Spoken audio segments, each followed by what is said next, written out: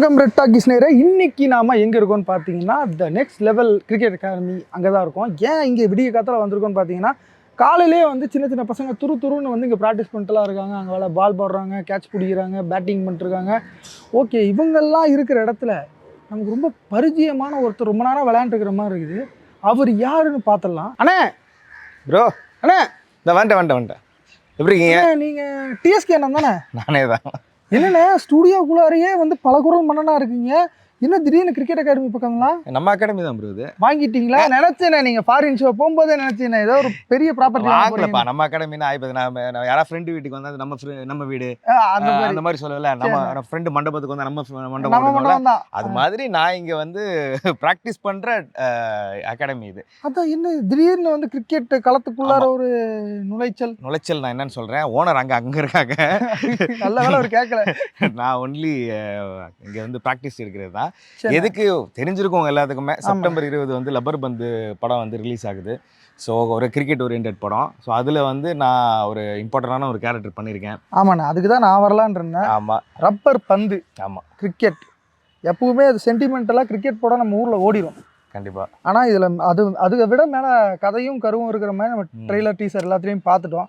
அதுலேயும் உங்களை பார்க்காத ஒரு டிஎஸ்கே வந்து இதில் நம்ம பார்க்க முடியும். ஆனால் ஆல்ரெடி நீங்கள் பண்ண ஒரு பேய் படத்தில் நான் உங்களை பார்த்துருக்கேன். பெட்டர் மேக்ஸில் உங்கள் பர்ஃபார்மன்ஸ் தனியாக துண்டாக தெரியும். அதுலேயே வேற லெவலில் பர்ஃபார்ம் பண்ணுறீங்க. இந்த தடவை வந்து காமெடியும் மீறி ஒரு மெயினான இம்பார்ட்டன்ட் ரோல் பண்ணுறீங்க. அது படம் பார்த்தா எல்லாத்துக்குமே ரிவீல் ஆகும். சரிண்ணே, ரப்பர் பந்து ஏன் அந்த பேர்?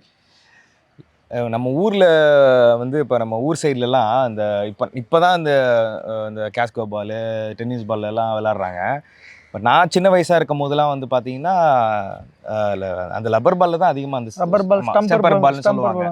அதில் தான் வந்து நிறைய விளாடுவோம். ஸோ அது வந்து பார்த்தீங்கன்னா அது ஒரு எமோஷன். ஆக்சுவலாக இங்கே ரப்பர் பால்னு சொல்ல மாட்டாங்க, லப்பர் பால். நம்ம எரேசரே வந்து லப்பர்னு தான் சொல்லுவோம், ரப்பர்னு சொல்ல மாட்டோம். ஸோ அந்த மாதிரி வந்து லப்பர் பால்ன்றது வந்து ஒரு எமோஷனு. ஸோ அந்த டோர்னமெண்ட்லாம் வந்து பார்த்தீங்கன்னா பயங்கரமாக நடக்கும். ஆமாண்ணே. ஸோ அதை பற்றின ஒரு கதை தான் இந்த லப்பர் பந்து. சரிண்ணே, ஓகே. அந்த கிரிக்கெட் லவர்ஸுக்கு இந்த படம் ஒரு ட்ரீட்டாக இருக்குமா? டெஃபினட்டாக. லப்பர் பந்து வந்து வெறும் it's not about only cricket அப்படி கிடையாது. இந்த படத்தில் எல்லா எமோஷன்ஸ் இருக்குது. இல்லை, கிரிக்கெட் வந்து ஒரு பாகம். இப்போ ஒரு லவ் படத்தில் ஒரு ஆக்ஷன் படம்னு எடுத்துப்போம். ஆக்ஷன் எல்லா இடத்துலையும் இருக்காதுல்ல. ஆக்ஷன் எங்கெங்கே தேவையோ அங்கே இருக்கும். அது மாதிரி இந்த ஆமாம் உப்பு தேவையான அளவு. அது மாதிரி இந்த கிரிக்கெட்டுன்றது ஒரு மையப்புள்ளியாக இருந்தாலும் பட் எல்லாமே இருக்குது. இது வந்து ஒரு அருமையான ஒரு என்ன சொல்கிறது, ஒரு ஃபேமிலி ட்ராமா, காமெடி நிறைய இருக்குது, லவ் இருக்குது. ஸோ அந்த மாதிரி ஒன் ஆஃப் த பார்ட்டாக கிரிக்கெட் இருக்குது. ஸோ கிரிக்கெட்டில் இருக்கிற ஒரு சின்ன கான்ஃப்ளிக்ட்டில் அதெல்லாம் வந்துட்டு இருக்கு. ஏன்னா பசங்களும் ப்ராக்டிஸ் பண்ணுவாங்க. ஸோ நம்ம போய் அந்த சைடு வந்து பேசுவோம். கிரிக்கெட்டராகவே மாறிட்டீங்களே. நான் யூஸ்வலாக இந்த காஸ்டியூம்லேயே வரமாட்டேன். நான் இன்டர்வியூனால இந்த மாதிரி ஜென்டலாக வரணும்னு வந்துட்டு, இல்லைன்னா இந்த மாதிரி ஏதாவது ஒரு ட்ராக் எல்லாம் போட்டு தான் வந்து விளையாட வருவோம். அதான் நான் பேட்டை பார்த்தோம் கை நிற்க மாட்டேது இல்லையா, டக்குன்னு போய் எடுத்து விளையாட ஆரம்பிச்சிட்டீங்க. நானும் ஃபாலோ பண்ணுறதுக்கு பவுலிங்கெல்லாம் போட வேண்டியதாக இருக்குங்களே. சரிண்ணே, இப்போது ரப்பர் பந்து ஃபேமிலி க்ரௌடு வந்து பார்க்கலாம் அப்படின்ட்டீங்க. இதில் அட்டகத்தி தினேஷ் அவர் இருக்கார். அவரோட பர்ஃபார்மன்ஸ் எப்படி இருக்கும்னு எல்லாத்துக்கும் தெரியும். இந்த படத்தில் அவரோட கேரக்டர் எப்படி இருக்கும்னு நீங்கள் சொல்லுங்கள். அட்டகத்தி தினேஷ் ப்ரோ வந்து தெரியும். அவரோட படம் எல்லாமே வந்து டிஃப்ரெண்ட்டான ஜானர் தான் எடுப்பார். அவர் மட்டும் இல்லை, ஈவன் ஹரிஷ் கல்யாண் பிரதருமே அவர் வந்து ரொம்ப கம்மியான படங்கள் தான் பண்ணுறாரு. பட் ரொம்ப சூஸி, ரெண்டு பேருமே ரொம்ப சூஸி. அவர் அதான் இப்போ நீங்கள் ட்ரெய்லர்லேயே பார்த்துருப்பீங்க. வந்து கடைசியில் ஒரு டைலாக் ஒன்று சொல்லியிருப்பாரு, அண்ணா பேசாமல் சமாதானம் இல்லாமண்ணா அப்படின்னு. லூசாடா நீ, இருந்தாலும் உனக்கு மாமனார்ரா. ஆக்சுவலாக என்னன்னா ஒரு மாமனார் மருமகனுக்கான ஒரு கிரிக்கெட் டோர்னமெண்ட் அப்படி கிடையாது, மேட்ச் அதுவும் கிடையாதா? நீங்கள் படம் பார்த்தீங்கன்னா தான் உங்களுக்கு கதையை சொல்ல மாட்டீங்க, சொல்ல முடியாதுல்ல. ஸோ மாமனார் மருமகனுக்கு நீங்கள் அந்த ட்ரெய்லரில் பார்த்துட்டீங்க. ஸோ அங்கே இருக்கிற கான்ஃப்ளிக்ட் நீங்கள் கண்டிப்பாக எப்போ இருந்தாலும் ஒரு கான்ஃப்ளிக்ட் இருக்குங்களா, அது எதனால் கான்ஃப்ளிக்ட் ஆகுது, அவங்களுக்குள்ள என்ன ஒரு இது அப்படின்றது தான் நீங்கள் படம் பார்க்கும்போது தெரியும். ஆமாண்ணே. அதுக்கப்புறம் வந்து நம்ம பாயிண்ட் ஆஃப் டைமில் பார்த்தீங்கன்னா ஹரிஷ் கல்யாண் சாரோட பேரிங், அந்த கெமிஸ்ட்ரியை விட தினேஷ் சாருக்கும் அவங்க வைஃப் அந்த ஓல்டு டீமுக்கு வந்து அந்த கெமிஸ்ட்ரி நல்லா ஒர்க் அவுட் ஆயிருக்கு. டீசர்லேயே ஓல்டு டீம் இல்லை அவங்க, இல்லை அந்த கேட்டகிரி மாமனார் கேட்டகிரி, அது மாமனார் கேட்டகிரியே கிடையாது. அவர் என்ன ஒரு 40+ இருக்கிற ஒரு ஏஜ் கேட்டகிரி மாதிரி தான். ஏன்னா அவருக்கு ஒரு பொண்ணு இருக்குது. அந்த பொண்ணு ரொம்ப சின்ன, ஓரளவு ஒரு என்ன சொல்கிறது, ஒரு 18-19 வயசு, ஒரு 20 வயசு இருக்கிற மாதிரி ஒரு பொண்ணுன்னா, ஏன்னா ரொம்ப ஏர்லியாக கல்யாணம் பண்ணியிருப்பாங்களே. இப்போ எக்ஸாம்பிளுக்கு வந்து ஒரு ஒரு 20 வயசுல கல்யாணம் பண்ணியிருந்தாங்கன்னா அவங்களுக்கு ஒரு பொண்ணு 18 வயசுன்னா அவருக்கு என்ன ஒரு 38-40 வயசு தானே இருக்கும். அந்த மாதிரி ரொம்ப ஓல்டு அந்த மாதிரிலாம் காமிக்கல. ஓகேண்ணே. மேட்ரு என்னன்னா, நான் இங்க இது வந்து லப்பர் பந்துக்காக மட்டும் இங்க கிளாஸ் வரல. ஓகேண்ணே. நான் எனக்கு சின்ன வயசுல கிரிக்கெட்டர் ஆகணும்னு ஆசை. இப்போ இந்த பையன்லாம் ஆடிட்டு இருக்கானே, எனக்கு 8 வயசு. எனக்கு சின்ன வயசுல இருந்து எங்க வீட்டுல கேட்பேன் நான், எனக்கு கிளாஸ் சேர்த்து விடுங்கன்னு. Coaching class. ஆமா. உனக்கு வந்து ஸ்கூலுக்கு அனுப்புறதே பெரிய விஷயம். ஓகே, ஸ்கூலுக்கு அனுப்புறதே உனக்கு பெரிய விஷயம். உன வந்து இதில் வந்து கிரிக்கெட் வேறையான்ற மாதிரி தான். ஏன்னா அப்படி இருக்கிற அப்போ இருந்த எக்கனாமிக் சுச்சுவேஷன் அப்படி. அம்மாவுக்கு எங்கள் அப்பாவுக்கு இருக்கிற விஷயங்கள் எல்லாமே சொல்கிறேன். ஸோ அதை தாண்டி நம்ம ஸ்கூலுக்கு அனுப்பி இவ்வளோ தூரம் படிக்க வச்சதே பெரிய விஷயம். அதில் எங்கிட்ட இப்போ நம்ம வந்து கிரவுண்டில் பக்கத்தில் கவர்மெண்ட் ஸ்கூல் கிரவுண்ட் இருக்கும்.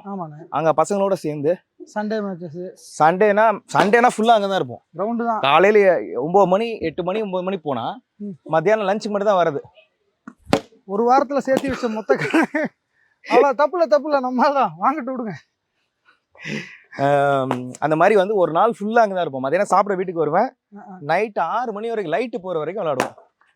அதானே, வாரத்துல சேர்த்து வச்ச மொத்த கலரையும் ஒரே நாள்ல கரைக்கிற ப்ராசஸ். அதெல்லாம் பாக்குறதே கிடையாது. கலர் ஆகுது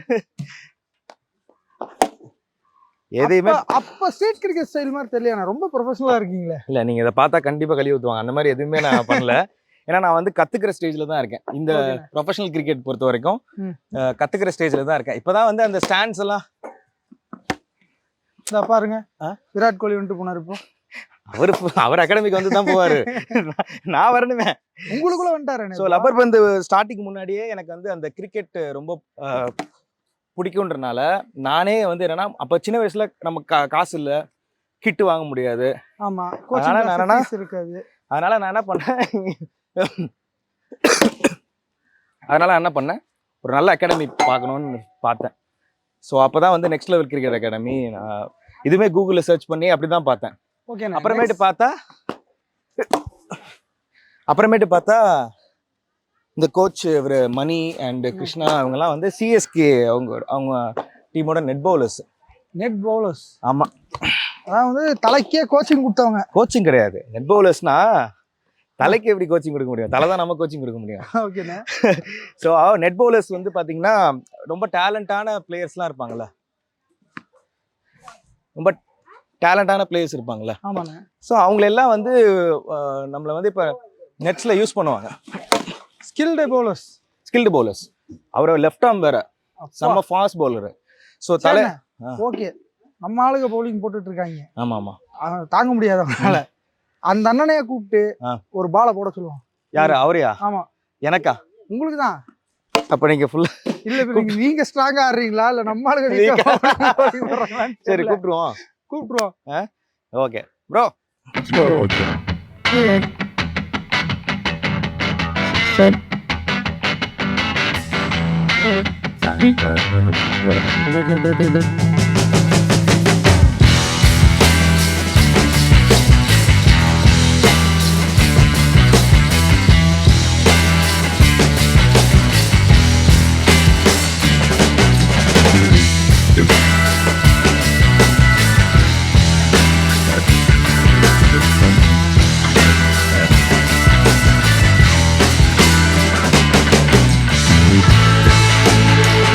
அண்ணே, நீங்க சொன்னப்ப நம்பலண்ணே.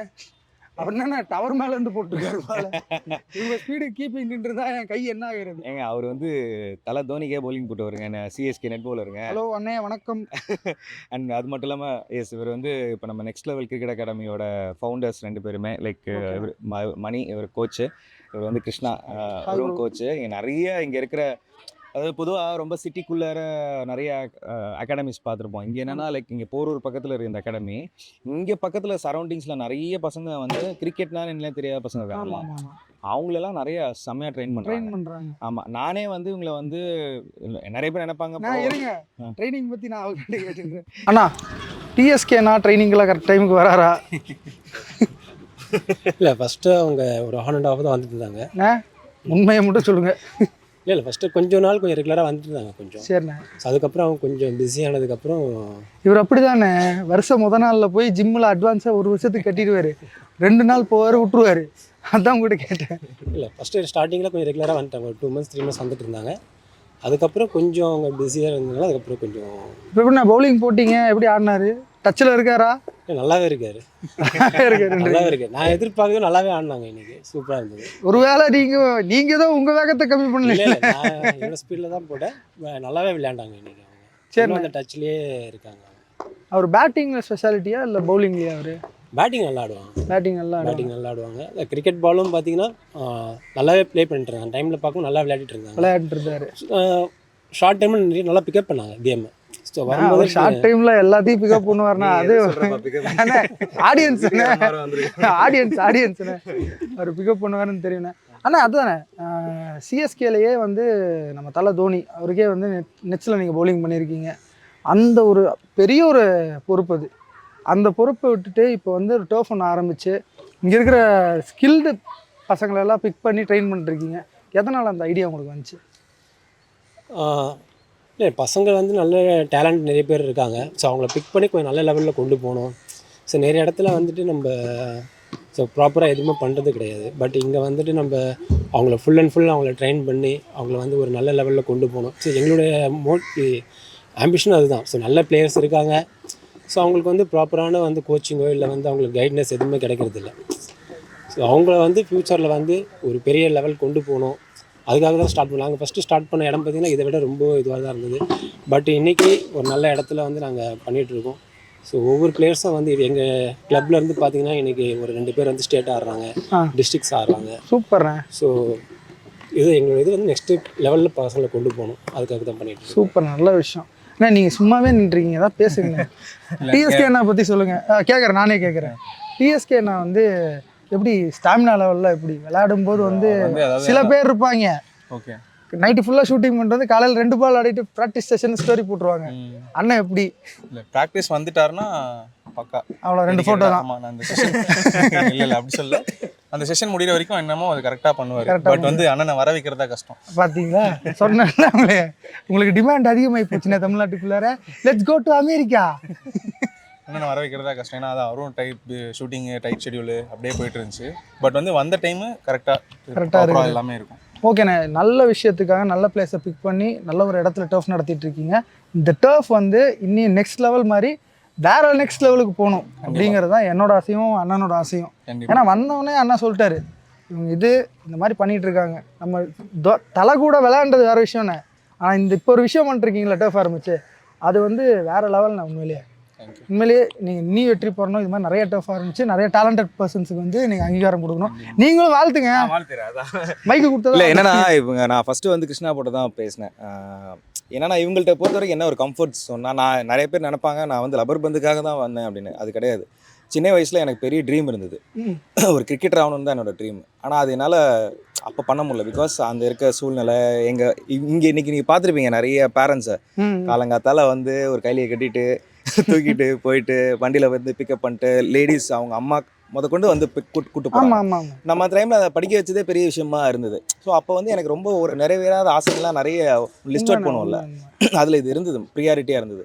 அப்போ நான் என்ன பண்ணேன், சரி ஓகே நம்ம வந்து ஒரு நல்ல அகாடமியை சூஸ் பண்ணணும், நல்ல ஒரு கோச்சை பிடிக்கணும், நம்ம லைஃப்பில் வந்து சாகிறதுக்குள்ளே ஒரு கிரிக்கெட் வந்து ஆடணும், ஏதோ ஒரு மேட்ச் ஆடணும். ஆமாம், ப்ரொஃபஷனலாக ஒரு மேட்ச் ஆடணும். இந்த கிட்டெல்லாம் வந்து ஒரு பயங்கர ஒரு இது. சின்ன வயசுல இருந்து அதனால அந்த ஹெல்மெட், கிளவ் அதெல்லாம் நம்ம தூரத்துல இருந்தே பார்த்து அதெல்லாம் போட்டு வியர் பண்ணி அந்த பாலோட சவுண்ட் இருக்குல்ல, அந்த பாலோட சவுண்ட், ஆமா, அதுவே வந்து ரொம்ப பிடிக்கும். ஸோ அது அப்படிதான் நான் வந்து இங்கே வந்தேன், ஸ்டார்ட் பண்ணேன். உங்களுக்கு அது கிட்டெல்லாம் என்னன்னு தெரியும். நான்லாம் ஆசைக்கு வாங்கி அதெல்லாம் எங்கே மாட்டுறதுன்னு தெரியாம ரொம்ப நேரம் தேடிட்டு இருந்தேன். ஸோ இவங்க சொன்னாங்கல்ல, ரொம்ப ரொம்ப ஏர்லியராக இன்னொரு இடத்துல இருந்தது, அப்போ சின்னதாக இருந்தது அந்த டர்ஃப், அங்கே தான் நான் ஸ்டார்ட் பண்ணேன்.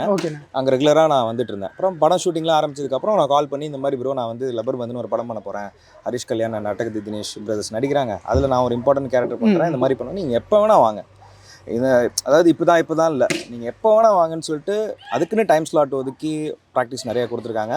படத்தில் 2-3 ஷார்ட்ஸ் தட் மீன் என்ன சொல்கிறது, அது ரொம்ப ஹெல்ப் பண்ணுச்சு எனக்கு படத்தில் விளையாடும் போது.